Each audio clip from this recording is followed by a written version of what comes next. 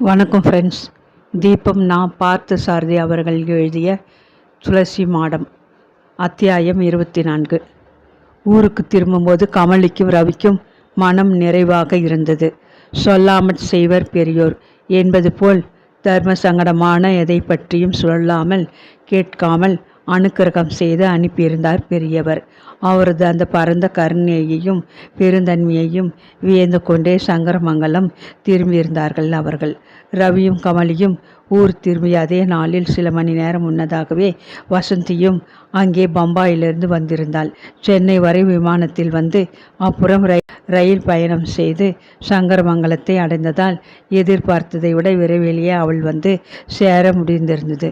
முதல் வேலையாக வசந்தி ஷர்மாவின் வீட்டுக்கு வந்து பேட்டி சூட்கேஸுகளுடன் கமலியை தங்கள் வீட்டுக்கு அழைத்து கொண்டு போய்விட்டாள்.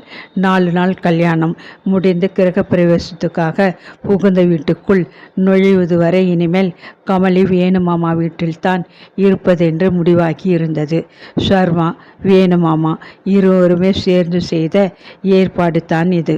ஸ்ரீமடத்திலிருந்து ஊருக்கு திரும்பி வந்ததிலிருந்து ரவி தன் அம்மாவிடம் ஒரு மாறுதலை கவனித்து உணர முடிந்தது. அவள் அப்பாவிடமும் அவனிடமும் பேசுவதை அறவே நிறுத்தியிருந்தாள். அவர்களாக வலுவில் போய் பேச முயன்றாலும் பதில் சொல்லாமல் கோபமாக முகத்தை திருப்பி கொண்டு போனாள். நீ மடத்துக்கு புறப்பட்டு போன மறுநாளிலிருந்தே என்கிட்ட இப்படி தான் முறைச்சின்றிருக்கா.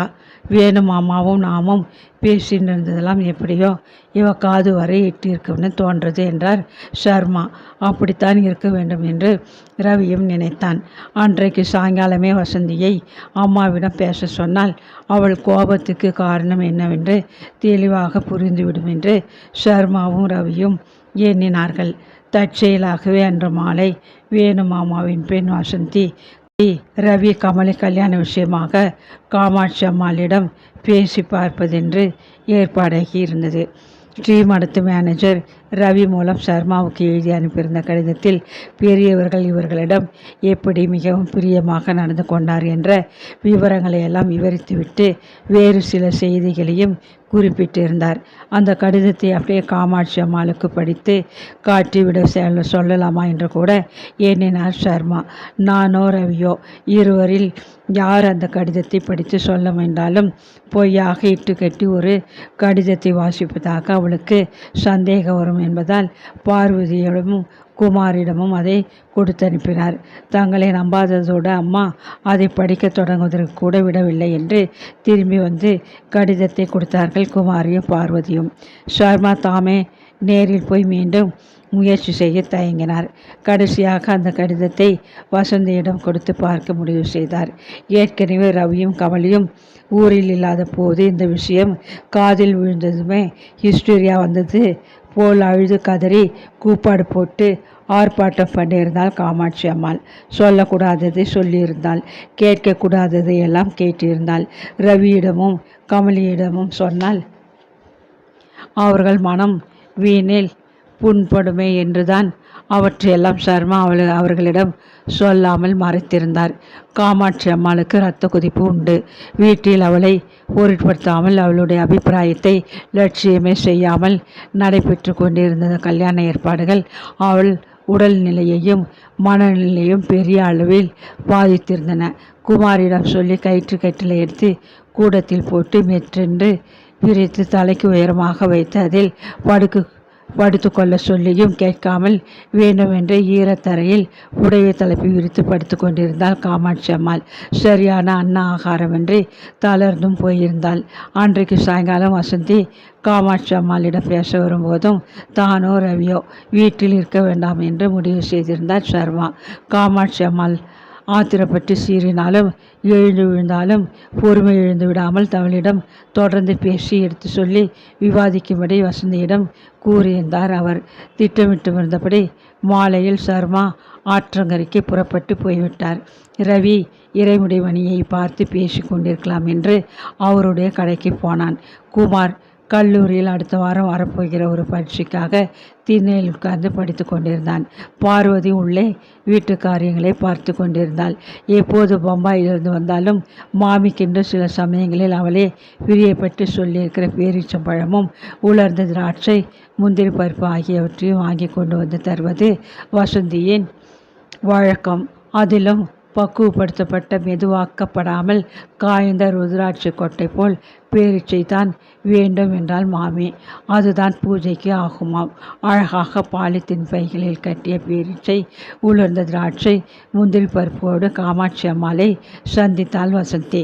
உங்கள் உடம்புக்கு என்ன மாமி, நாரா இழைச்சி போயிட்டேலே இப்படி? வாடியம்மா, நீ எப்போ ஊரிலேருந்து வந்தே? காலம்பரை வந்தேன் மாமி. மறக்காமல் உங்கள் பண்டெல்லாம் வாங்கிட்டு வந்திருக்கேன். கல்யாணத்துக்காக புறப்பட்டு வந்திருக்கேயாக்கும். குரலிலிருந்து மாமி சுபாவமாக அதை கேட்கிறாளா ஏகாத்தாளமாக கேட்கிறாளா என்பதை வசந்தியாலே கண்டுபிடிக்க முடியாமல் இருந்தது. நான் ஊருக்கு வரத்துக்கு தனியாக காரணம்னு ஒன்று வேணுமா மாமி? அடிக்கடி ஊருக்கும் பம்பாய்க்குமா வந்துட்டு போயிட்டும் தானே இருக்கேன். இருவருக்கும் இடையே சிறிது நேரம் எதை பேசுவது எப்படி மேற்கொண்டு முடியாமல் சுமூகமாக உரையாடலை வளர்ப்பது என்று தெரியாமல் மௌனம் நிலவியது. சிறிது நேரத்திற்கு பின் சம்பந்தமில்லாத ஏதோ ஒரு குழந்தைக்கு பழைய கதையை சொல்வது போல் காமாட்சி அம்மாளே ஆரம்பித்தாள்.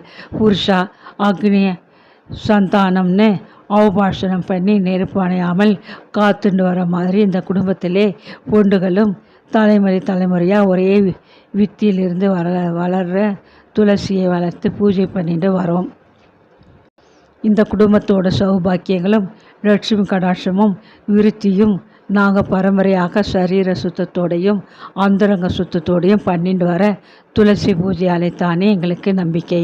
நாங்கள் நல்ல நாள் தவறாமல் விரத நியமம் தப்பாமல் துளசி மாடத்தில் ஏற்றுற விளக்கு தான் இதுவரை இந்த குடும்பத்தை பிரகாசப்படுத்தி காப்பாற்றிட்டு வருது.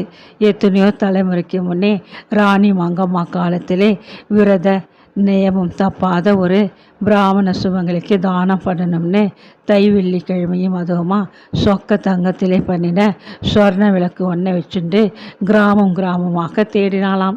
கடைசியாக அந்த சொர்ண தீபத்தை இந்த குடும்பத்து மாட்டு பொண்ணு ஒட்டி தான் தானம் வாங்கிண்டாலாம். அன்னிலிருந்து இந்த குடும்பத்து மாட்டு பெண்கள் ஒவ்வொருத்தராக அந்த சொர்ண தீபத்தையும் துளசி பூஜை பண்ணுற உரிமையையும் முந்தின தலைமுறை பெரியாக்கிட்டு பரம்பரையாக அடைஞ்சிட்டு வரோம். இன்றைக்கும் வெள்ளிக்கிழமை தவறாமல் அந்த தங்க விளக்கை துளசி மாடத்திலே நான் ஏற்றி வைக்கிறேன். இப்படி சொல்லியபடியே தன் தலைமாட்டிலிருந்த ஒரு பழைய காலத்து ஒழுகரை பெட்டியை திறந்து அதிலிருந்து ஒரு பட்டு துணியில் சுற்றி வைத்திருந்த அந்த தங்க விளக்கை எடுத்து வசந்தியிடம் காட்டினாள் காமாட்சி அம்மாள். நான் இந்த ஆத்து மூத்து மாட்டு பெண்ணாக வந்ததும் எங்கள் மாமியார் இதை எங்கிட்ட கொடுத்தா என்று கூறி ஒரு பெருமூச்சுடன் அந்த பேச்சை அப்படியே நிறுத்திவிட்டு வசந்தியின் முகத்தை ஏறிட்டு பார்த்தாள் காமாட்சி அம்மாள். ஒன்றும் கவலைப்படாதீங்க மாமி, உங்கள் மாமியார் உங்ககிட்ட கொடுத்ததை போலவே நீங்களும் உங்கள் மூத்த நான் மாட்டு பெண்ணிட்டே இதை கொடுக்கலாம். அதுக்கு ஒரு குறையும் வராது. குமாருக்கு கல்யாணம் ஆகி 2வது மாட்டு பொண்ணாவது இந்த குடும்பத்துக்கு ஏற்றவளாக வந்தால் அவகிட்ட கொடுக்கலாம். ஏன் மாமி, உங்கள் மூத்த மாட்டு பொண்ணுக்கு என்ன குறை வந்தது? போருமடி, அவளை பற்றியோ ரவியை பற்றியோ என்கிட்ட பேச்சு எடுக்காதே. என் வயிறு பத்தின்று எரிகிறது. நம்ம ஆச்சார அனுஷ்டானம் எதையுமே புரியாத யாரோ ஒருத்தியை எந்த தேசத்திலிருந்து இழுத்துன்னு வந்துட்டு அவளைத்தான் கல்யாணம் பண்ணிப்பேன்னு அவன் ஒத்தை காலில் நிற்கிறதும் அதுக்கு எல்லாம் தெரிஞ்ச இந்த பிராமணனும் தலையாற்றுறதும் எனக்கு கொஞ்சம் கூட பிடிக்கலை. எல்லாம் சீரழிஞ்சு குட்டிச்சோராக தான் போக போகிறது. அவன் பாட்டுக்கு அவளை கட்டிண்டு அடுத்த மாதமே பிளேனில் ஏறி ஃப்ரான்ஸுக்கு போக போகிறான். மாட்டு பொண்ணு வரான்னு வீட்டில் விளக்கேற்றி வைக்க லட்சுமி வரான்னு எங்கள் நாளிலே சொல்லுவாள். எங்கிருந்தோ வந்துட்டு அங்கேயே திரும்பி புருஷனையும் இழுத்துட்டு போக போகிறான் யாரோ ஒருத்தி. எப்படி இந்த ஆற்று லட்சுமியாக முடியுமுடி? மாமி, நீங்கள் எதை வேணால் சொல்லுங்க, ஆனால் நம்ம ஆச்சார அனுஷ்டானம் தெரியாதவள்னு மட்டும் கமலியை பற்றி சொல்லாதீங்க. நம்ம குடும்பங்களிலே இப்போ வளர்கிற இளம் பெண்களை விட கமலி எத்தனையோ சிரேஷ்டமானவள். அவள் தெரிஞ்சிட்ருக்கிற அத்தனை ஆச்சார அனுஷ்டானம் இப்போது நம்மவாளுக்கு கூட தெரியுமாங்கிறது எனக்கு சந்தேகமாமி. அப்படி இல்லைனா பெரியவாளே ஸ்ரீமடத்துக்கு அவளை வர சொல்லி அனுக்கிரகம் பண்ணுவாளா? அவள் ஃப்ரெஞ்சிலே மொழிபெயர்த்திருக்கிற சௌந்தரிய லகரியையும் கனகதாரா சுஸ்திரத்தையும் பஜகோவிந்தத்தையும் கேட்டுட்டு பெரியவாளே ஆசீர்வாதம் பண்ணியிருக்காள்னு அது அத்தனை பெரிய விஷயம். அதை பற்றி ஆச்சரியப்பட்டு ஸ்ரீமடத்து மேனேஜரே உங்கள் ஆத்து மாமாவுக்கு பெருசாக ஒரு லெட்டர் போட்டிருக்கார். படிக்கிறேன், கேட்குறீங்களா? வேண்டாமடி. ஸ்ரீமடத்து மேனேஜருக்கு முந்தின மாடம் ஏஜென்ட்டாக இங்கே இருந்த ஸ்ரீமாயர் மேலே ஏக கோபம். ஸ்ரீமாயர் சங்கரமங்கலம் சம்மந்தப்பட்ட மடத்து ஆஸ்திகளை எல்லாம் ஊழல் மயமாக பண்ணிவிட்டாருன்னு அவருக்கு பதிலாக இந்த பிராமணரை கூப்பிட்டு நியமித்ததே அந்த மேனேஜர் தான். அவர் இந்த பிராமணருக்கு நெருங்கின சிநேகிதம். அவரால் இவரை விட்டு கொடுத்து எழுத முடியாது. என்னை சரிப்படுத்துறதுக்காக இந்த பிராமணரே அவரை விட்டு இப்படி இங்கே ஒரு கடிதாசி எழுத சொல்லியிருந்தாலும் ஆச்சரியப்படுறதுக்கு லேடி. மாமியின் பிடிவாதத்தை எப்படி சமாளிப்பது என்று வசந்திக்கு புரியவில்லை. பிள்ளை அந்த பிரெஞ்சுக்காரியை மணந்து கொள்வதன் மூலம் நிரந்தரமாக அவனை பிரான்சுக்கே இழுத்து கொண்டு போய்விடுவாள் என்ற மனக்குறை மாமியின் சொற்களில் தொனிப்பதை கவனித்தாள் வசந்தி. கமலியின் நட்பண்புகளையும் தன்னடக்கத்தையும் கோடீஸ்வரர்களாகிய தன் பெற்றோரிடமிருந்து அவள் ரவியை நம்பி அவனோடு புறப்பட்டு வந்திருக்கும் இணையற்ற எளிமையையும் ஒவ்வொன்றாக மாமியிடம் விவரித்தாள் வசந்தி. நல்ல வேளையாக அதை கேட்கவே அப்படியே நிறுத்தி மறுக்காமல் மாமி அப்போது எல்லாவற்றையும் பொறுமையாக கேட்டுக்கொண்டாள். நேக்கு தெரியுமடி, நீ உங்கள் அப்பா எல்லாருமே இந்த கல்யாணத்திலே உள்கைகள் எல்லாருமாக சேர்ந்து நேக்கு எதிராக சதி பண்ணிருக்கேன்னு நன்னா தெரியும். இந்த விஷயத்திலே நீ இப்படித்தான் பேசுவேனும் நேக்கு முன்னாலேயே தெரியும். தப்பா நான் ஒன்றும் சொல்லலையே மாமி, உள்ளதே நான் சொல்கிறேன். கமலி ரொம்ப தங்கமான பொண்ணு. இருக்கட்டுமடி, யார் வேண்டாம்து? தங்க ஊசினா அதுக்காக அதை நாம் எடுத்து கண்ணை குத்திக்கணுமா என்ன? உங்கள் மேலே அவளுக்கு தேவதா விசுவாசம் மாமி. புராதனமான இந்திய பெண்மணியின் கலாச்சார சின்னம்னு உங்களை பற்றி அவள் என்கிட்ட சொல்கிறது வழக்கம் மாமி. அதாவது சுத்த கர்நாடகம் மடி செஞ்சின்னு நின்னை கேள்வி பண்ணுறாளா? சிவா அப்படி இல்லை மாமி, வேடிக்கையாக கூட அந்த மாதிரி அவளை பற்றி சொல்லாதீங்கோ. உங்களை அவள் தேவதையாக மதிக்கிறா. நேக்கு அவளை கட்டோட பிடிக்கலடி. நீங்கள் அப்படி பாராமுகமாக இருக்கக்கூடாது. மகாலட்சுமி மாதிரி சுமங்கலியாக வந்திருந்து மாமாவோட மனையிலே கூட நின்று கல்யாணத்தை நடத்தி தரணும். நாங்கள் பொண்ணாத்துக்காரெல்லாம் ஏற்றுருக்கோம். நீங்கள் கட்டாயம் வந்து நடத்தி தரணும். இந்த தட்டுக்கிட்டு போன கல்யாணத்துக்கு சாஸ்திரம் பொண்ணாத்துக்காரா பொள்ளையாத்துக்காராள்னு இதெல்லாம் வேற கேட்குறதாக்கும். மாமி, நீங்கள் ரொம்ப பெரியவா. மங்களமான காரியத்தை பற்றி உங்கள் வாயாலே இப்படி வார்த்தை சொல்லப்படாது. உங்களை குறை சொல்ல எனக்கு அத்தனை வயசாகலை. பிள்ளைக்கு அம்மாவை கலந்துக்காம அவள் சம்மதமே இல்லாமல் நடக்க போகிற கல்யாணத்துக்கு இப்படி வந்து அவளை கூப்பிடுறது மட்டும் என்ன நியாயம்? நீங்கள் வந்து கூட இருந்து ஆசீர்வாதம் பண்ணாமல் இந்த கல்யாணம் நிறையாது. நான் ஏன் வரேன்? நேக்கு மான ரோஷம் இல்லையா என்ன?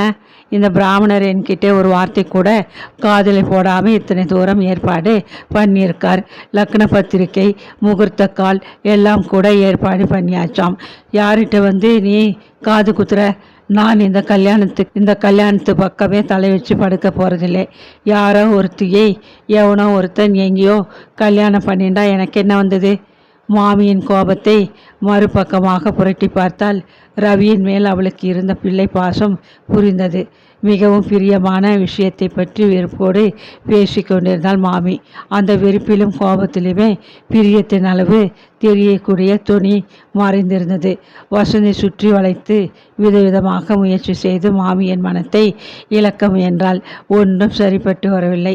சுற்றுப்புறத்து கிராமங்களில் உள்ள ஒரு பெண்ணை கல்யாணம் பண்ணி வைத்தால்தான் பிள்ளைக்கு ஊரோட தேசத்தோடு தாய் தந்தையோட சம்பந்தமும் தொடர்பும் இருக்க முடியும். கமலி போன்ற ஒரு பிரெஞ்சு பெண்ணை மணந்து கொண்டு பிரான்சுக்கே போவதால் ரவி நிரந்தரமாக தங்களை விட்டு நழுவி போய்விடுவானோ என்று இனம் புரியாத அச்சம் ஒன்று மாமியின் உள்மனத்தில் இருப்பது புரிந்தது. அதைத்தான் வசந்தியால் அப்போது புரிந்து கொள்ள முடிந்தது. கடைசி முயற்சியாக மாமியிடம் கல்யாணம் பழைய முறைப்படி 4 நாள் நடக்க போகிறது. நலுங்கு, ஊஞ்சல், பாலிகை வளர்க்கறது எல்லாம் 4 நாளும் உண்டு என்றான் வசந்தி. எத்தனையோ விஷயத்தில் சாஸ்திரம் சம்பிரதாயம் எல்லாத்தையும் நீங்கள் மீறியாச்சு. இது ஒன்றில் மட்டும் எதுக்கு சாஸ்திரம்?